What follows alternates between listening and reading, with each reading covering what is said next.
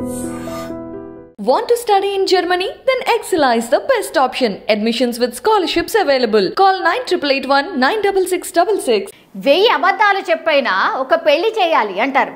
అలా అబద్ధాలు చెప్పినందుకే పీటల వరకు వచ్చిన పెళ్లి ఆగిపోయింది.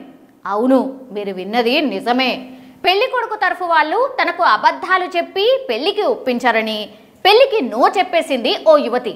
చూడటానికి నల్లగా ఉన్నాడని, తనకంటే పెళ్లి కొడుకు వయసులో పెద్దగా ఉన్నాడని కూడా పెళ్లికి నిరాకరించింది.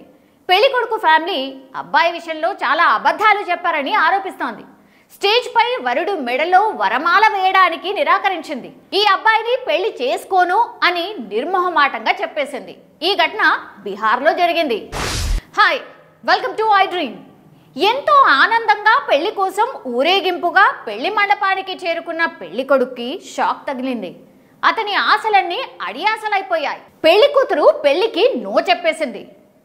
పెళ్లికి ఒప్పించేందుకు రిలేటివ్స్ అండ్ పెళ్లి కొడుకు తండ్రి ఎంత ట్రై చేసినా ఒప్పుకోకపోవడంతో చేసేదేమీ లేక పెళ్లి మండపం నుంచి పెళ్లి కొడుకు సహా బంధువులందరూ వెళ్లిపోయారు. బీహార్లోని రసూల్పురాకు చెందిన ఓ యువతికి గత సోమవారం పెళ్లి చేయాలని నిర్ణయించారు. ఇందుకు సంబంధించిన ఏర్పాట్లు కూడా పూర్తి చేసేశారు.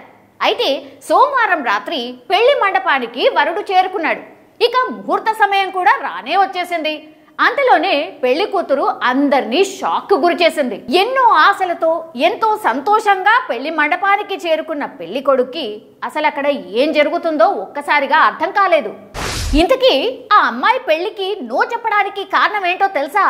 పెళ్లి కొడుకు నల్లగా ఉన్నాడని, తనకంటే వయసులో పెద్దగా ఉన్నాడని, తాను పెళ్లి చేసుకోనని పెళ్లికి నో చెప్పేసింది. అబ్బాయి సైడ్ వాళ్ళు చాలా అబద్ధాలు చెప్పారని కూడా ఆరోపిస్తోంది. వేదికపై వధువు కిట్టు కుమారి వరుడు మెడలో వరమాల వేయడానికి నిరాకరించేసింది. నేను ఈ అబ్బాయిని పెళ్లి చేసుకోను అని ససేమిరా చెప్పేసింది. దీంతో ఇరు కుటుంబ సభ్యులు పెళ్లి కూతురికి నచ్చజెప్పేందుకు, పెళ్లికి ఒప్పించేందుకు అనేక ప్రయత్నాలు చేసేశారు. వధువుకు అనేక హామీలు ఇచ్చారు. అయినా ఫలితం లేకుండా పోయింది. చేసేదేమీ లేక పెళ్లి మండపం నుంచి వరుడి కుటుంబ సభ్యులు వెళ్లిపోయారు. ఇక స్టేజ్ పై మొబైల్లో పెళ్లి వేడుకను వీడియో తీస్తున్న వ్యక్తులు అక్కడ జరుగుతున్నదంతా చూసేశారు.